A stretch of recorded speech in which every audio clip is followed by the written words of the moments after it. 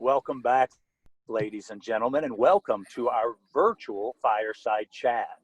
Leading our discussion today is Mr. Greg Duff, partner in the Seattle office of Foster Garvey.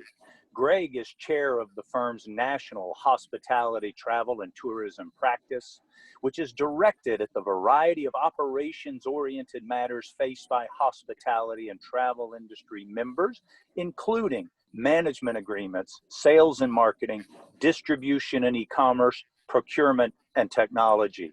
His clients include owners and operators of hotels and resorts, timeshare companies, cruise lines, tour operators, restaurants, and many of the vendors and suppliers that serve the travel and hospitality industries.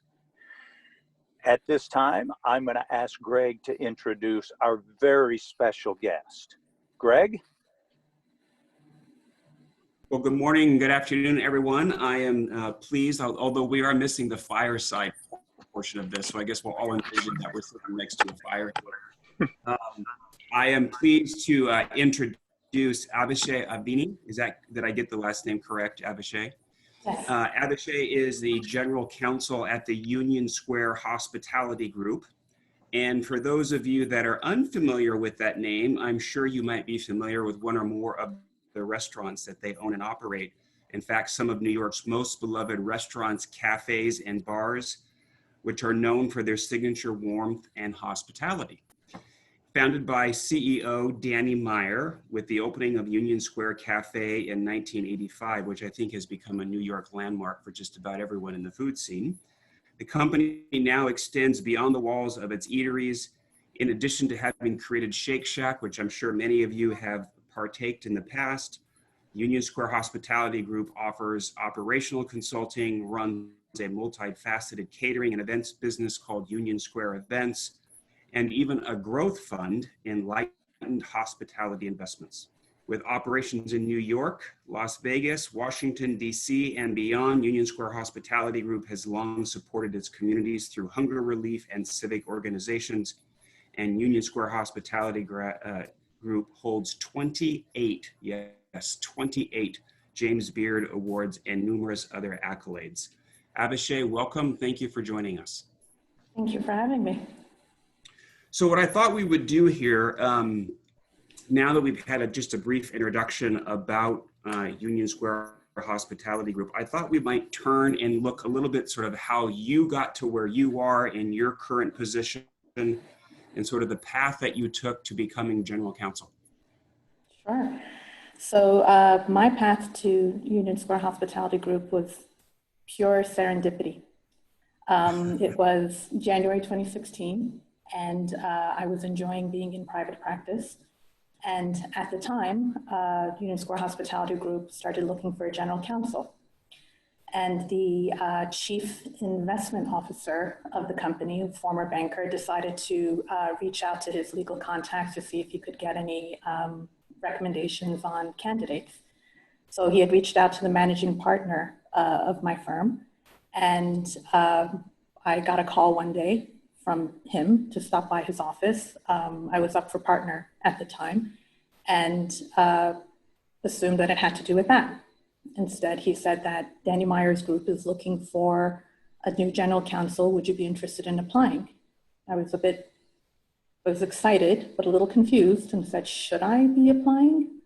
And he said, no, absolutely. This is an opportunity that doesn't come along all that often. And so long as you keep it quiet in the firm, I'll keep it quiet in the firm. Let's see what happens. So I applied. A couple of months later, we got closer and closer to a decision. And I asked and said, could you please just make sure that if there is an offer forthcoming, that it comes before I make partner, because it's going to be a little awkward otherwise. As it turned out, 2 hours after I made partner, I got the offer. Should have played lotto on that day. And I was luckily very supported by everyone. They understood that, again, these types of opportunities don't come along all that often, and we are happily working on many matters together these days. So if I understand correctly, then you went from being outside counsel to your first in-house position and you immediately went to the general counsel position? Pretty much, except I wasn't even outside counsel to Union Square Hospitality Group. Oh, you weren't? Okay. No. All right. That was going to be my next question. So you had not done work for Union Square Hospitality Group. Were you familiar with the company? I was definitely familiar with the company. I was, and am still known as a walking, talking restaurant guide for New York City. Oh, I didn't know. So in that context, I definitely knew all the restaurants, and you know, Danny's in the news quite often, so I was familiar with Danny, you know, as would anyone else. But unfortunately, I hadn't had the opportunity to work with them. Had you done much work in the restaurant industry until then, or was this a change as well? It was a complete change. Actually, I was practicing in M&A and capital markets, and everything that I'm doing right now, I never did before. So there was a really steep learning curve starting at USHG. Well, it's a testament to the legal skills and experiences that we all bring to our jobs. That's amazing. So I'm curious, what was the toughest part about that transition? Let's see, I'd say the toughest part of the transition was, I mean, although I think the M&A work and the capital markets, although not very relevant, did help in developing certain skills on the M&A side. It helped becoming a good issue spotter in terms of negotiating reps and warranties and disclosure schedules for in other areas of the law. And on the capital market side, I become sort of the go-to person for a lot of my public company clients. And so, you know, I was asked every time there was a problem, they just came to me, and I was the one who had to get the right resources, be able to solve the issues for them. So that gave me insight into working alongside a management team. So I think those skills came in handy, but substantively, it was really a challenge to sort of catch up and be able to answer questions, because when you're in-house, everything is real time and they want the answer right then, or they need the answer right then. So you don't have time to call your, you know, ERISA department or your real estate department and get an analysis or be able to, you know, bounce ideas off of someone. It's really a lot of times real-time decisions you have to make. So, you know, even though I was doing, like I said, capital markets and M&A, now I'm overseeing employment matters, litigation, well, transactional, corporate governance, those types of things, but liquor licensing, IP. So it's been a steep learning curve, I would say, and ongoing. So here's the most important question. Were you a fan of Danny's Restaurants before you began working there? Oh, absolutely. Absolutely. Did that come up actually in your interviews when you were interviewing about which restaurants of his were your favorites? Yes. Yes. Definitely. Okay. And everyone was curious and everyone was very careful in asking and answering. So tell me a little bit, so your role, you've answered this a little bit about your role at Union Square Hospitality Group. Tell us about, do you have a team that you work with, or are you the sole lawyer? Sort of how do you work within the company? So I'm very lucky that in terms of the size of the company that we have, that I'm able to have a team. So I have a team of 2 attorneys, one who focuses on employment law and the other one who focuses on everything else. And yeah, I would also say that I'm very grateful that the role is integrated on the business side as well. So the general counsel role is included on the executive team side. So the legal does have a voice as it relates to business matters as well. That's great. And just so everyone is clear, so on the Shake Shack side, do you have any responsibilities or do you work at all with Shake Shack? No, I mean, Shake Shack was spun off and went public in January 2015, but given that Danny is the chairman of the board of Shake Shack, there is a lot of collaboration between the 2 companies, a lot of coordination on certain things, but Shake Shack's a separate company. Okay. And then how about the Union Square events? I think you have some involvement there, right? I do. So I pretty much manage and oversee all the legal portfolio of the company, so including events, catering, consulting.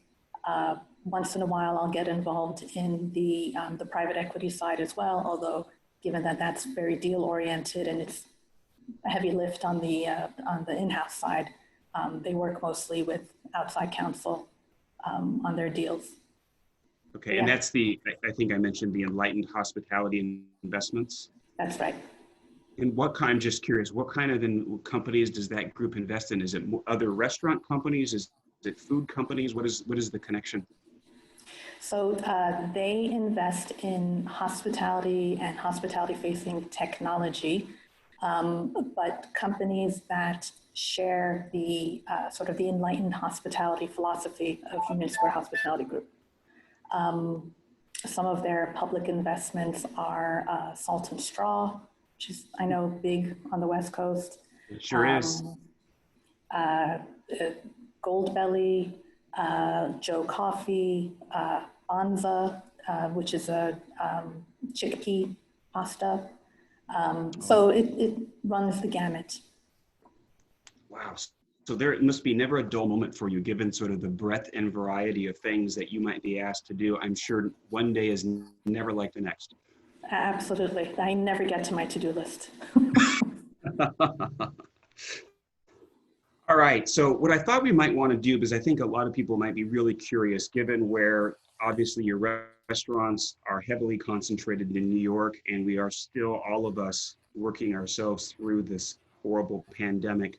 What I thought we would do is talk a little bit about the pandemic, how it affected not only Union Square Hospitality Group, but restaurants perhaps in New York and restaurants generally.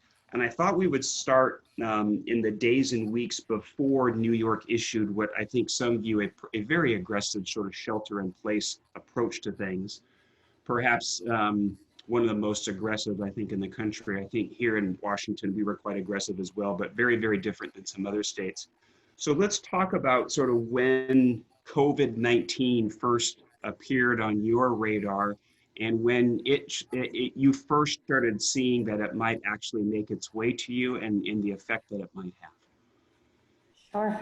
So we actually made the decision to close our restaurants before the statewide shelter-in-place order. And a couple of things had happened before sort of the wider reporting of COVID-19 cases that led us to that decision.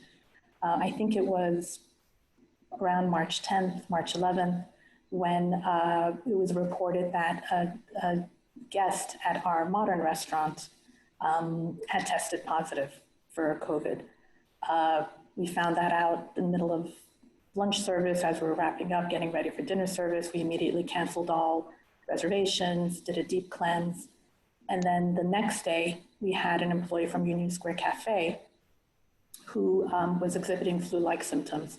And although they ultimately didn't test positive, again, we didn't want to take any risks. So we closed that restaurant, disinfected. And then I think we saw that this was going to be a pattern and we wanted to be on the safe side. So the next morning, we just temporarily closed all restaurants. And so I'm curious, when you made that decision, how was that communicated? I guess two important constituencies, obviously guests that would be coming that now had their anniversary or other important dinners. I'm sure that so many people celebrate in your restaurants. There's one constituency, and then you have your staff. How did you handle and how did you sort of pitch it to them and describe to them sort of what you were doing and sort of what the effect would be? How did you pitch that? Well, it was a flurry of letters and emails and phone calls. Basically, we said that what's most important to us is the safety of our guests and our employees, and that we just don't want to take any risks. And we apologize for any change in plans, but that this is really something that's unknown, and we didn't want to take any risks from the very beginning. So I think on the whole, people understood. People were still also trying to figure out what was happening real time back then as well. So people were in agreement. Were other restaurants in New York making a similar decision? I think we may have been a little ahead of the curve at that time. I'd say the next week to 10 days after, restaurants started to close as well.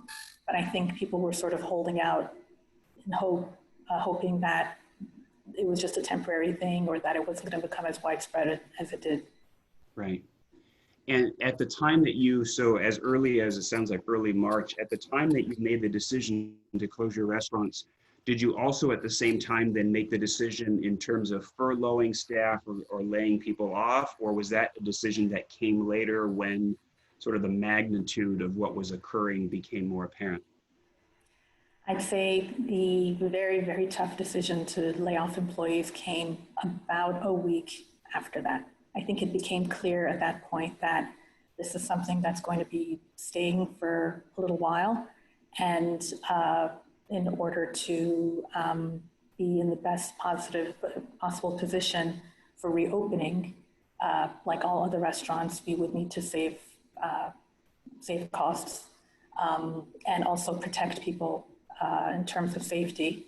And so we decided to lay off, unfortunately, over 2,000 employees the next week. Wow.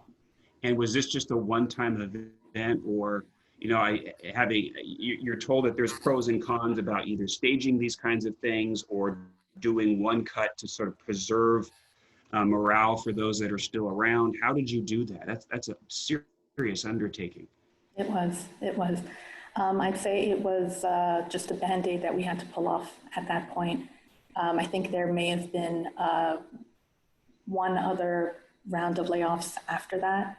But at that point, we had just decided that given the number of former employees we had that we felt responsible for, Danny had announced company-wide that USHG is going to become the best possible unemployer that it could during that period.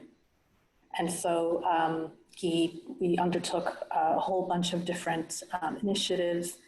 I'd say I remember this date well, March 17th, I incorporated a 501c3 charity called USHG Hugs.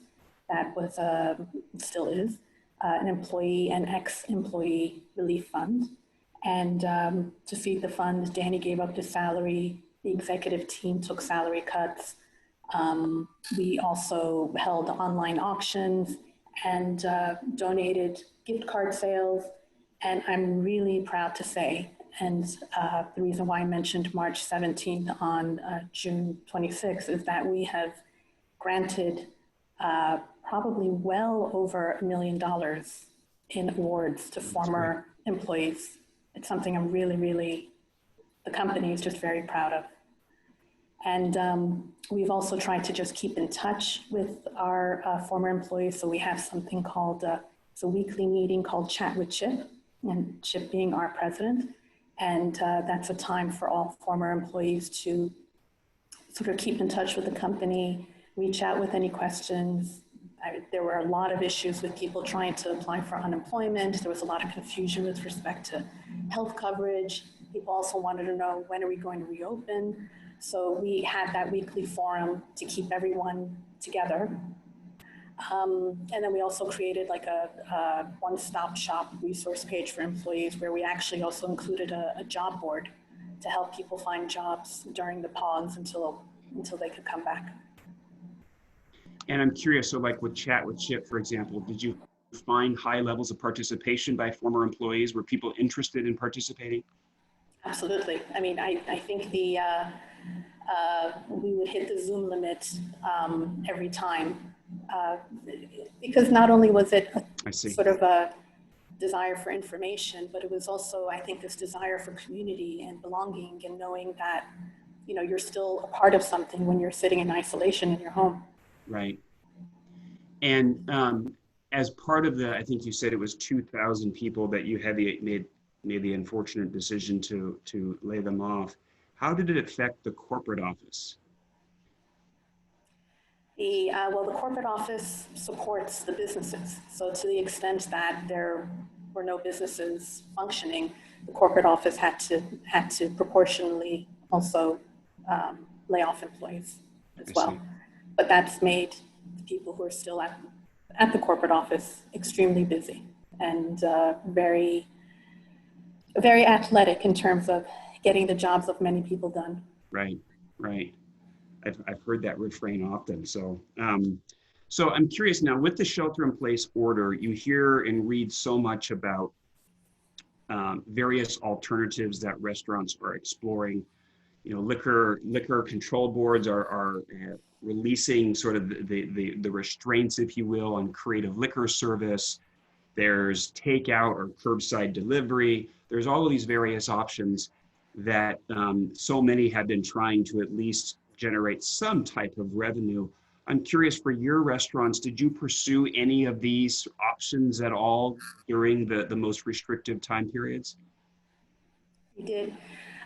We were a little late to the game in terms of reopening for takeout and delivery. We were just very worried about health and safety concerns.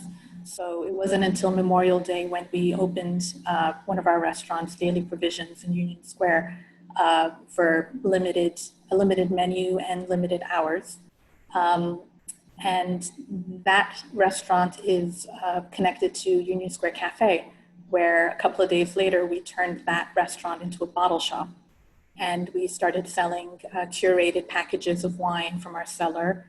And our executive chef also created a cheese and charcuterie program and included larder items from ingredients sold at the Union Square Green Market a couple of blocks down. So we've tried to make it as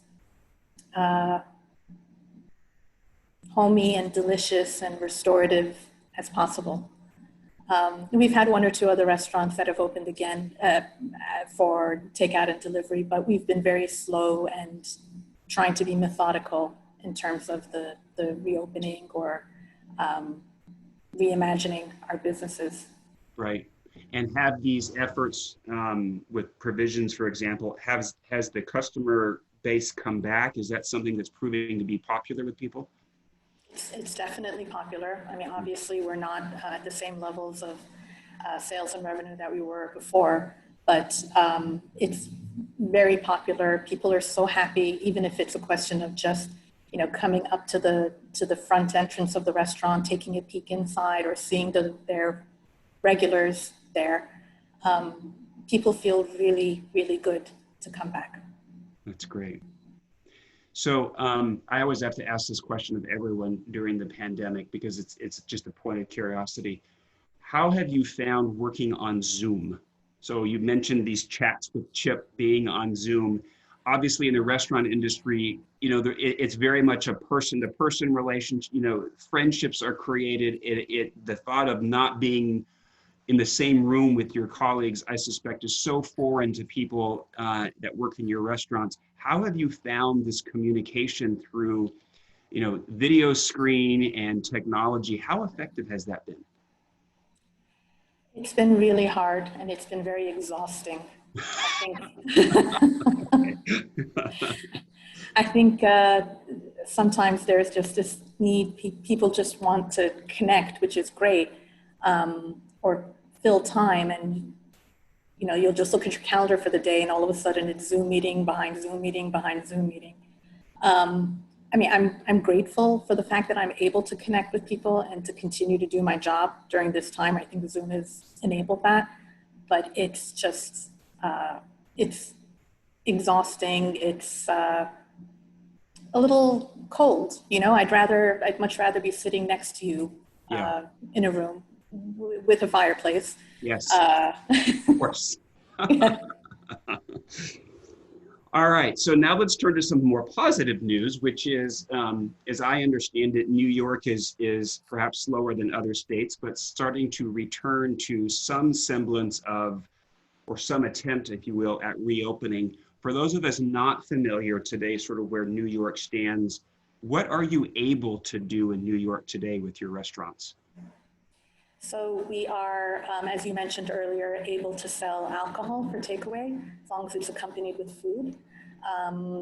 We, as of phase 2, are able to put tables and chairs in sidewalks and in some places, depending on the parking regulations, up to the length of the width of a car into the street.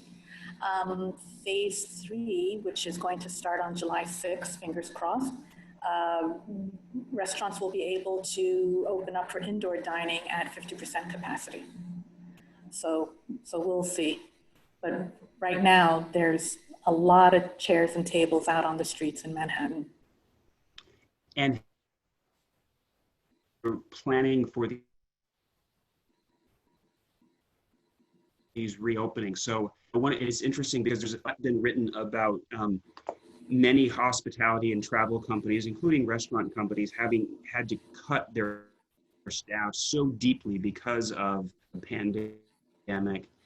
And people have expressed the question that, well, when it's time to reopen, how do we know that these employees who, we trained, they have friendships in the company, maybe they were senior managers in the company, what have you, how do we know that they're going to be available to come back? And then more importantly, how do we know that they're going to want to come back? How have you found that now as you've thought about reopening and reconnecting with employees? How has that been? Despite our efforts to keep in touch with employees, keep them engaged, we have, in terms of rehiring, found that people have found other jobs, which is completely understandable, or they're just, because of safety concerns, not ready to come back. So it hasn't been as sweet, reuniting as we would have hoped, but it's understandable. You need to move on with life, and you need to get a job, or if you're worried about safety, pause. Right. And I'm curious, assuming that you move to phase 3 in early July, does that mean that you will open your full service restaurants? I mean, is Union Square Cafe going to reopen on a 50% capacity basis? I know margins, as you said earlier, tend to be so thin anyway with restaurants. What is your thought about being able to actually function as a restaurant at 50% capacity? Well, I know that a lot of our diners want us to open at 50% capacity as soon as possible. We get lots of emails and notes and calls on that. But I think it's a complicated analysis and lots of considerations in terms of which restaurants will lend themselves better, space-wise, hospitality-wise, to having 50% capacity. It's something that we're still in real time deciding how we're going to roll out the reopen. Okay. So now, as we look toward the future, and we look at the area, I guess I'm going to call it the post-pandemic era, and whether that means that we've really got good at managing it, or there's a vaccine that's been widely distributed, whatever gets us to that point, let's assume that we're there. What do you think, what do you see for the future of Union Square Hospitality Group sort of post-pandemic? What does that look like? Does it look different?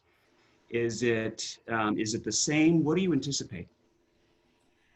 I think, well, during this pause, we've spent a lot of time taking a good hard look at our operations, our processes, and we've been doing a lot of homework during this time to come out of all of this much stronger, and from an operational perspective, from a process perspective.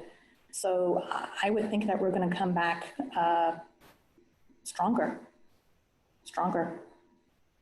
Do you envision that all of the restaurants that you had pre-COVID, however many there were, do you anticipate that same number will be there post-pandemic? Do you think the company might shrink its footprint? Do you have any thoughts about what that might look like? As of today, there's no plans to shrink our footprint or to not open restaurants. I think the reopening of restaurants is definitely going to be staggered. Mm-hmm. Because opening up one restaurant is so much work. The idea of opening up 20 restaurants is staggering. Mhm. Yes, it won't be all at the same time, but we expect all of them to open. Okay. And then being the restaurateur that you are and the fan that you are, tell me what you think the restaurant scene in New York looks like post-pandemic. Do you think it's different? I think as there has been, there will continue to be a big shakeout. And unfortunately, a lot of the sort of charming, smaller mom and pop restaurants probably won't survive. I hope they come back reinvented and reinvigorated, but I think the shakeout's going to continue for some time. But based on what I've seen so far, and maybe this applies to New York and other large cities, but I really think there's going to be a restaurant renaissance.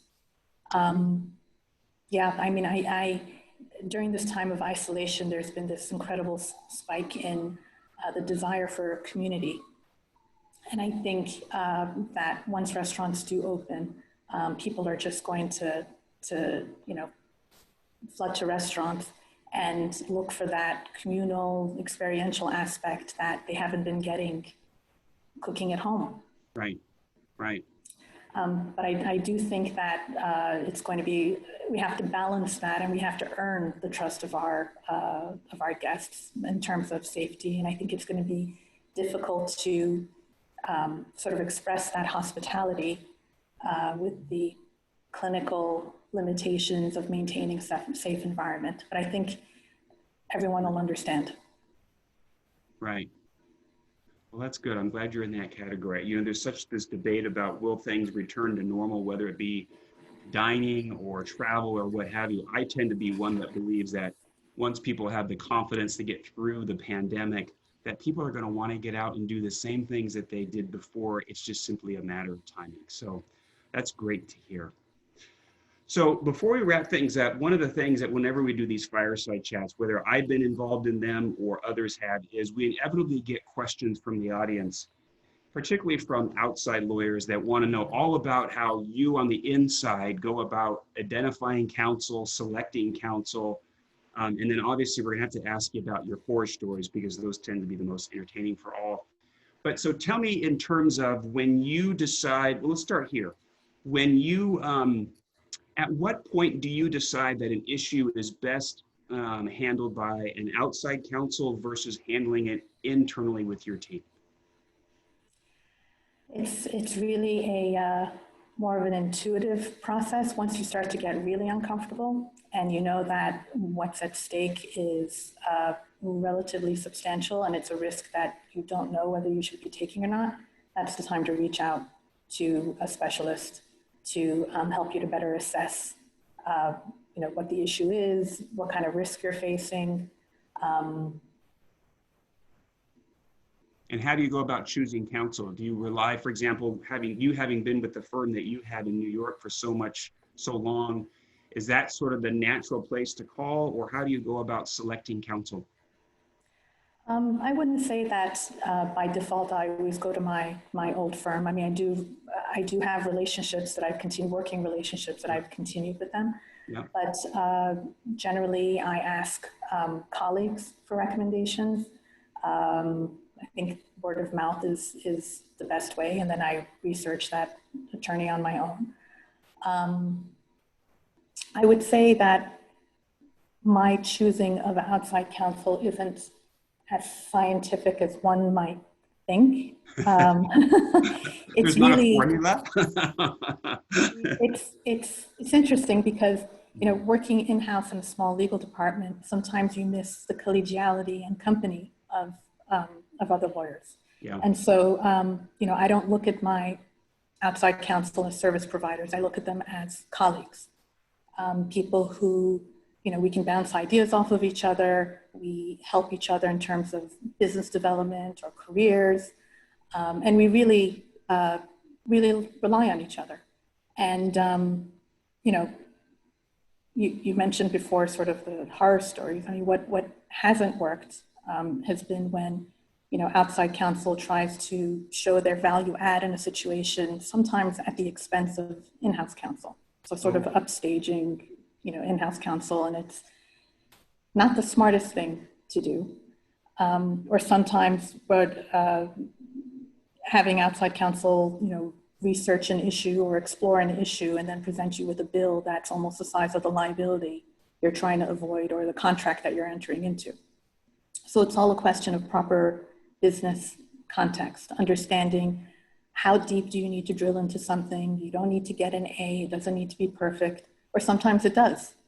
And you know what that is going to cost in terms of time and money, and you want to pursue it because it's very important. Okay, very helpful, thank you.